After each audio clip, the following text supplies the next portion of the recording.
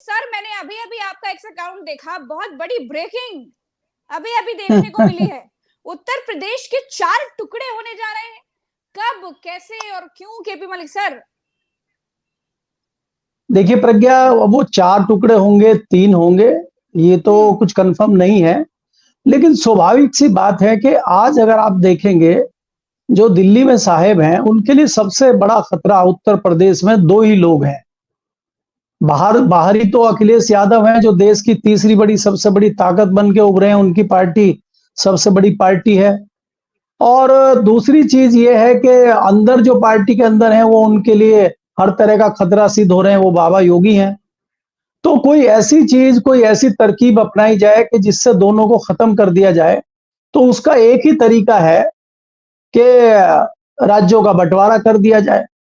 क्योंकि पहले भी ये प्लान था इनका, 1-2 साल पहले, चुनाव से पहले। लेकिन पहले इनको लगता था कि उससे कहीं ना कहीं भारतीय जनता पार्टी का नुकसान हो जाएगा। अलग अलग प्रदेश होने से हो सकता है किसी एक प्रदेश में अखिलेश यादव की सरकार बन जाए या मायावती स्ट्रांग होकर उभर आए। लेकिन अब इनके पास खोने को कुछ नहीं है, और इनको लग रहा है कि यही एक तरीका बचता है जिससे कई लोगों का निपटान हो जाएगा। उससे मायावती जी का भी निपटान हो जाएगा, अखिलेश यादव का भी निपटान हो जाएगा, और बाबा भी निपट जाएंगे। क्योंकि बाबा एक 25-26 राज्य के लोकसभा सीट के राज्य के मुख्यमंत्री बनेंगे। बाकी 3 राज्य रहेंगे, तो 3 राज्यों में उनका, अब जैसे जयंत चौधरी को लिया, इस प्रकार के किसी व्यक्ति को आप वेस्टर्न यूपी का मुख्यमंत्री बना सकते हैं, या किसी अपनी पार्टी के, जैसे इन्होंने मध्य प्रदेश में, राजस्थान में, छत्तीसगढ़ में, बाकी जगहों पे अपने रबर स्टैंप बिठाए, किसी ऐसे व्यक्ति को बिठाने की प्लानिंग हो सकती है। तो ये स्वाभाविक है, इसीलिए मैंने लिखा है, बल्कि आज आर्टिकल भी लिखा है, कल छपेगा। तो इसपे काफी चर्चाएं यहाँ दिल्ली में चल रही हैं। हमारे जो सूत्र हैं होम मिनिस्ट्री के या केंद्र सरकार के सूत्र हैं, वो बता रहे हैं। और लखनऊ के सूत्रों से भी कल मेरी बात हुई, वो भी इस पे कहीं ना कहीं अंदर खाने चर्चा चल रही है, और इस पर मंथन चल रहा है। तो अब ये कब तक होता है, क्या होता है? टुकड़े बांटने से क्या आसानी से सत्ता परिवर्तन कर सकते हैं मुख्यमंत्री? नहीं, आसानी देखिए से? ऐसा, देखिए आसानी से सत्ता परिवर्तन की बात नहीं है। जो ताकत है अभी दोनों लोगों की, वो ताकत कमजोर हो जाएगी। अखिलेश की जो 37 सीटें हैं, वो 3 राज्यों में बढ़ जाएंगी। और आप अगर उदाहरण एक छोटा सा ले लें, चाहे वो बिहार का बंटवारा हुआ, बिहार का जो बंटवारा हुआ है, आज झारखंड में लालू यादव की, नीतीश की पार्टी नहीं है, सिर्फ बिहार में रह गई है। आंध्र प्रदेश, जहां पे एक छत्र राज चंद्रबाबू नायडू करते थे, तेलंगाना अलग होने से तेलंगाना में उनका कुछ नहीं बचा, वो खाली आंध्र में सिमट कर रह गए। केसीआर खाली तेलंगाना में रह गए। उत्तर प्रदेश का बंटवारा उत्तराखंड के रूप में हुआ, तो उत्तराखंड में समाजवादी पार्टी, मायावती का कुछ नहीं है, भारतीय जनता पार्टी लगातार मजबूत वहां स्थिति में है। तो इस तरह से भारतीय जनता पार्टी को लगता है कि प्रदेश बंटवारे से कम 1-2 स्टेट में हम जमे रहेंगे, और बाकी जगह नूरा कुश्ती अखिलेश यादव की, मायावती की, बाकी जगह की चलती रहेगी। तो इसमें भारतीय जनता पार्टी को फायदा दिखाई दे रहा है। इसलिए ये चीजें, मुझे लगता है कि इस पर संभवतः जल्दी ही कुछ ना कुछ हो सकता है। दूसरा, इसमें कई लोगों ने टेक्निकल सवाल भी कल मेरे से ट्विटर पे किए थे कि इसमें सहमति चाहिए राज्य के मुख्यमंत्री की, और इसमें जो है कि बिना विपक्ष के कैसे हो जाएगा। तो इसमें आर्टिकल 3 में मैंने लिख के फिर उस पर भेजा भी है, बताया भी है लोगों को कि ऐसी चीज है कि अगर सरकार दिल्ली से भेजती है, राष्ट्रपति कहते हैं कि भाई हमें 1 महीने के अंदर इसका जवाब दीजिए, तो प्रदेश अगर 1 महीने के अंदर जवाब दे ना दे, हाँ में दे या ना में दे, तो अधिकार दिल्ली के पास आ जाता है, और दिल्ली उसको सामान्य बहुमत से पास कर सकता है राज्य के बंटवारे को। उसमें उसको कोई दिक्कत नहीं है। तो मोटा मोटी बात यह है कि अगर प्रधानमंत्री जी चाह लेंगे कि इसको करना है, तो वो कर सकते हैं। और ऐसी चर्चा 2011-12 में, सॉरी 2007-8 में मायावती ने एक प्रपोजल पास करा के अपने यहाँ से ऑलरेडी केंद्र को भेजा हुआ है। जब कांग्रेस की सरकार थी, तो कांग्रेस ने उस पर संज्ञान नहीं लिया था, इसलिए ऑलरेडी पहले से मसौदा भी आ चुका है इनके पास। तो काफी सारी चीजें हैं। भारतीय, अब मैं फिर अंत में यही कहूंगा कि भारतीय जनता पार्टी को इसमें लाभ दिखता है, और जो दोनों सबसे बड़े दुश्मन आज की डेट में दिल्ली के हैं, दोनों एक ही तीर से निपट जाएंगे। तो इसलिए ब्रह्मास्त्र उनको लग रहा है कि इसको छोड़ा जा सकता है। जी, दोनों दुश्मनों में से एक दुश्मन की बात थोड़ा विस्तार से और कर लेते हैं केपी मलिक सर। बाबा को कैसे निपटाएंगे ये मुझे बताइएगा, क्योंकि अब दिल्ली से इतने मजबूत तो है नहीं कि डायरेक्टली बाबा पर प्रहार कर पाए। तो इतनी बड़ी युक्ति सूझी है, तो बाबा कैसे कमजोर होंगे, इसको भी जरा विस्तार से एक बार बताइए। नहीं, देखिए प्रज्ञा, मैंने इसीलिए आपको बताया कि वो, इसलिए अगर उनको अपने तरीके से हटाना होता तो दूसरा तरीका तो यही था कि भाई बाबा को हटा के किसी दूसरे आदमी को बिठा दें। अब उतनी ताकत उनमें नहीं बची है कि इतना बड़ा फैसला ले लें और किसी सीएम को बदल दें, इसको हटा के उसको बिठा दें। वो तो तब नहीं कर पाए जब उनकी पूर्ण बहुमत की सरकार थी, 303 सांसद उनके थे, तो अब 240 में कहां वो चीज कर पाएंगे। इसीलिए वो कह रहे हैं, इन्होंने फॉर्मूला 2 इसीलिए निकाला है कि फॉर्मूला 1 काम नहीं कर रहा है, इसलिए इस फॉर्मूला 2 से काम किया जाए। तो योगी को निपटाना इनके लिए आसान हो जाएगा। जो योगी का क्लेम बन रहा है कि मैं 80 सीटों का मालिक हूं, सबसे बड़े स्टेट का दूसरी बार मुख्यमंत्री हूं, मेरे ऊपर 7 साल से कोई करप्शन का चार्जेज नहीं है, मेरे उत्तर प्रदेश में कानून व्यवस्था बहुत अच्छी है, तो ये सारे क्लेम एक झटके में खत्म हो जाएंगे और आप किसी एक छोटे राज्य के 25, 26, 27 लोकसभा सीट के राज्य के खाली मुख्यमंत्री होंगे। ऐसे तमाम मुख्यमंत्री पूरे भारत में है। गुजरात में भी तो 25-26 है, मध्य प्रदेश तो सब राज्यों की तरह ये भी एक छोटा सा राज्य हो जाएगा। तो फिर इतना बड़ा क्लेम नहीं होगा। आज क्लेम ये बन रहा है कि 80 सीटें लोकसभा की आती हैं और बाबा कद्दावर नेता है, इनको लाया जाए। तो उनके उस क्लेम को खत्म करने के लिए ये प्रक्रिया अपनाई जा सकती है, इसलिए मैंने ट्वीट किया है। एक सवाल मेरा केपी मलिक सर से है, बहुत सारे कमेंट इस बारे में आ रहे हैं कि इस बार जो है कहा जा रहा है राहुल गांधी नेता प्रतिपक्ष बनेंगे तो फिर मोदी के साथ 1 to 1 बैठना पड़ेगा, टेबल पर नाश्ता करना पड़ेगा, और जब सर्वदलीय बैठक होगी उसमें नेता प्रतिपक्ष तो डायरेक्ट मिलता है, बैठता है, तो फिर ये दोनों लोग बात क्या करेंगे, बैठेंगे कि नहीं बैठेंगे। बहुत सारी चर्चाएं और बहुत सारे कमेंट इस बारे में आ रहे हैं कि राहुल गांधी नेता प्रतिपक्ष बनेंगे, अखिलेश को अपने बगल में बिठाएंगे, दोनों मिलकर इस बार हमला करेंगे, पूरा माहौल बदल जाएगा, आप पता चलेगा लोकतंत्र क्या है। बहुत सारे ऐसे कमेंट्स आ रहे हैं, तो इस पर कुछ कह दीजिए। लोग कह रहे हैं कि इस पर कुछ पूछ लीजिए। भरत जी, उनकी जो शंका है लोगों की, वो सही है कि जो पिछले 10 साल में राजनीति बदली है, अब आप भारतीय जनता पार्टी और कांग्रेस की दुश्मनी उस तरह से थोड़ी है कि वो तलवार लिए घूम रहे हैं। हम तो ये जानते हैं कि सदन में चर्चा होती है, बहस होती है, सब चीजें होती हैं, और वही नेता फिर हमने सेंट्रल हॉल में साथ में चाय पीते हुए और डिस्कशन करते हुए देखे। कोई दुश्मनी थोड़ी है।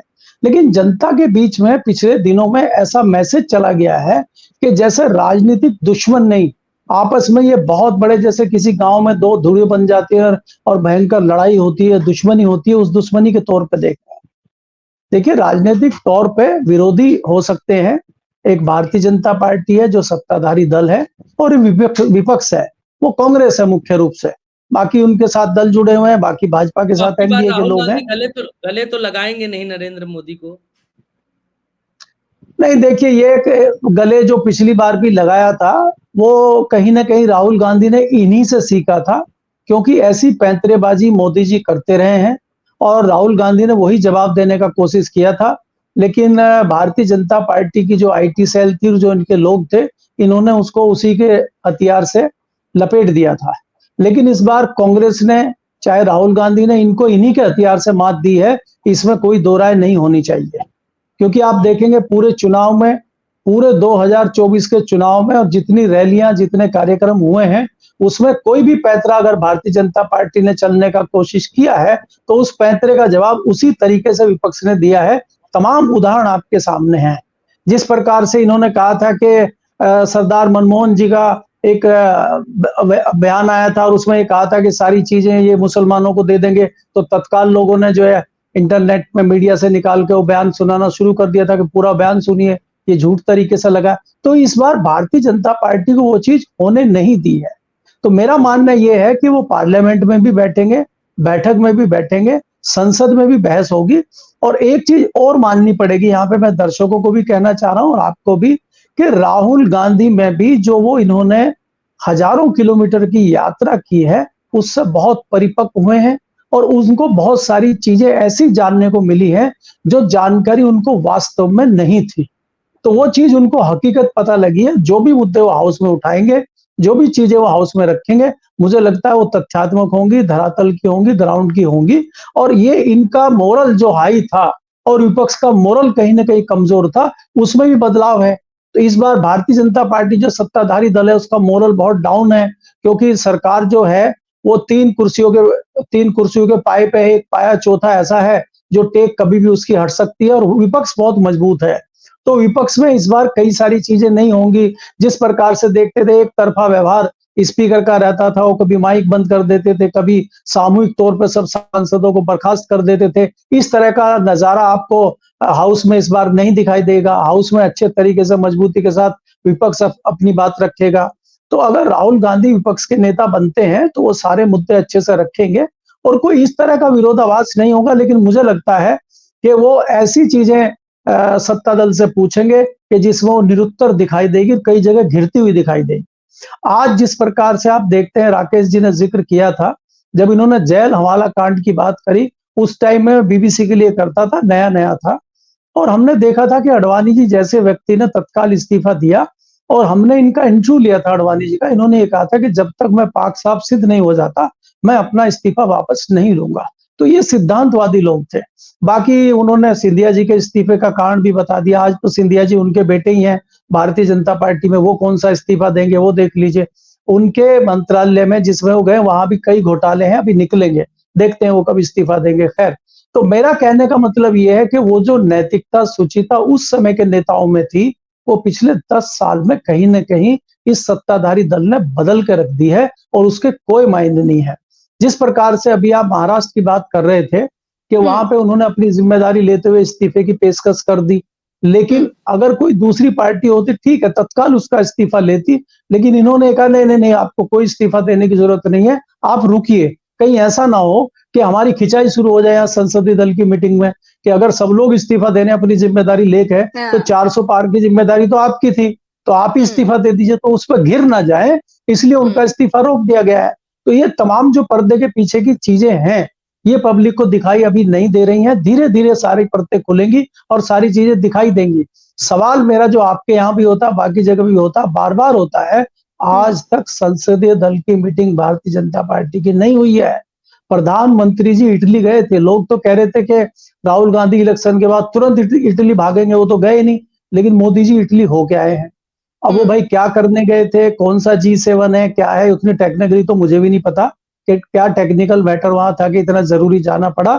लेकिन मैं ये कह रहा हूं कि इस बार इनको पार्लियामेंट में जो गिराई इनकी होगी, उसका जवाब देना मोदी जी को भी और गृह मंत्री को भी और तमाम पक्ष के नेताओं को देना मुश्किल होगा और ये भागते फिरेंगे। महाराष्ट्र के संदर्भ में एक चीज और आपको बता देता हूं, जो भारतीय जनता पार्टी के क्रांतिकारी नेता हैं, रेल मंत्री अश्विनी वैष्णव, वो प्रभारी भी है महाराष्ट्र के। उन्हीं के नेतृत्व में देखिए कितना बढ़िया कीचड़ वहां 3 बार फैलाया गया और फिर भी कमल नहीं खिल पा रहा है। वहां कमल खिलाने के लिए पूरा कीचड़ बनाया गया, उसमें खाद पानी सब कुछ लगाया गया, उसके बाद कमल नहीं खिला। अभी आपने देखा होगा कि ढिंढोरा पीटा गया था कवच का, कि सब ट्रेनों में कवच लग गए हैं, सामने ट्रेन आती अपने आप ब्रेक लग जाएंगे, वो कवच कहाँ चले? वो कवच कुंडल दधीची जी मांग के ले गए क्या, या कर्ण आए थे महाभारत के मांग के ले गए इनसे कवच कुंडल? तो कहाँ चले गए? तो ये सब नाटकबाजी जो चल रही है, अभी बहुत सारी ऐसी चीजें हैं जो सामने नहीं आई हैं, सामने आएंगी धीरे धीरे। नीट का घोटाला इतना बड़ा हुआ है, अगर बच्चे हो अल्लाह ना करे। रुकूंगा सर, ये कवच कुंडल वाली जो बातें हैं कि हम एक ट्रेन इधर से आएगी, एक इधर से आएगी, फाटक बंद रहेगा तभी भी ट्रेन रुक जाएगी, लाल बत्ती होगी तभी भी ट्रेन रुक जाएगी, गैया आ जाएगी तभी भी ट्रेन रुक जाएगी, सामने ट्रेन आएगी तभी भी ट्रेन रुक जाएगी। हर तरीके से ट्रेन जब रुक ही जाएगी तो फिर रुकती क्यों नहीं है किसी बार? ये कोई पूछता सर क्यों नहीं है? कोई नहीं, वो कागज में रुकती है। वो जो कागज, वो जो एसी कमरा है रेल भवन में, जो सबसे बड़ा एसी कमरा है, उसका रिनोवेशन हो रहा था पिछले 3 साल से। 2 फ्लोर पर रिनोवेशन हुआ। मंत्री जी का कमरा बहुत चमक रहा है और पूरे फ्लोर का रिनोवेशन हुआ है, करोड़ों रुपए उसमें खर्च किए हैं। कॉन्फ्रेंस रूम बहुत अच्छा बनाया गया है, वहाँ सेंट्रल एसी लगाया गया। पहले अलग अलग एसी लगे हुए थे, ठंडा ज्यादा नहीं करता था, वहाँ मीटिंग चलती है। और वहां पे तमाम जो पुराने वाले जो सरकारी लोग थे रेलवे बोर्ड के, सबको साइड कर दिया गया है, प्राइवेट लोगों को बुलाया गया। उन्होंने बताया कि ब्रेक लग जाएंगे। अब उन्होंने बताया, बहुत अच्छा प्रेजेंटेशन दिया, स्क्रीन लगाई, लैपटॉप पे सब कोट टाई पहन के आए, वो बता के चले गए। अब बता के तो चले गए, वो गर्मी में तो जा नहीं रहे बाहर, वहां प्लेटफार्म पे जाके ट्रेन को तो देखा नहीं किसी ने टकरा के कि चलो दिखाओ। वो किसी ने कागज पे देख लिया, ओके कर दिया, उनका करोड़ों का पेमेंट चला गया और बाकी सारी चीजें आ गई। अब जो नए ट्रेन के इंजन बने हैं, वो ट्रेन नए वाले इंजन, वो पुराना डीजल इंजन खींचे घूम रहा है उनको, वो कहीं भी खड़े हो जाते हैं। और उनमें जब हम खोल के देखते हैं, पता चला जो फाइबर की शीट होती है, जिसकी नैनो गाड़ी बनी थी, कई जगह फाइबर की शीट उस इंजन में लगी हुई है। अगर गलती से कोई जानवर टकरा जाता है उससे, इंजन से, तो उसका हिस्सा टूट जाता है, कई जगह आपने देखा होगा। और जो पुराने अपने लोहे के मजबूत इंजन थे वो सब खड़े कर दिए गए साइड पे, वो सब पुराने लोग ले जाएंगे उठा के, वो कबाड़ में बिकेंगे और नए लोगों का धड़ा। तो ये अंदर मैं कह रहा हूँ आपको बहुत सारी चीजें सामने आनी बाकी हैं। इसीलिए अभी राकेश जी ने कहा कि पुराने लोगों को ही क्यों बनाया गया है। अब अंदर के लोग सवाल पूछ रहे हैं, बाहर वालों को छोड़ दीजिए। भारतीय जनता पार्टी के जो 6 बार से एमपी हैं, 7 बार से एमपी हैं, 5 बार से एमपी हैं, उनका सवाल है कि ये हरदीप पुरी जी जो राज्यसभा से आए 2 महत्वपूर्ण मंत्रालय लेकर बैठे हैं, ये अश्विनी वैष्णव जी 3 महत्वपूर्ण मंत्रालय लेकर बैठे हैं, दोबारा फिर आ गए हैं। तो इनमें ऐसे कौन से हीरे मोती लगे हुए हैं कि यही कर सकते हैं, हम नहीं कर सकते? तो ये क्या कारण है? तो वो कारण आपको जानने होंगे। वो जो अडानी अंबानी वाला जो चक्र आता है घूम के सारा मामला, वो कहाँ तार जुड़ रहे हैं, वो इसलिए आपको देखना होगा। तो ये चीजें इमीडिएटली आपके सामने नहीं आएंगी, धीरे धीरे आपके सामने सब चीजें आ जाएंगी।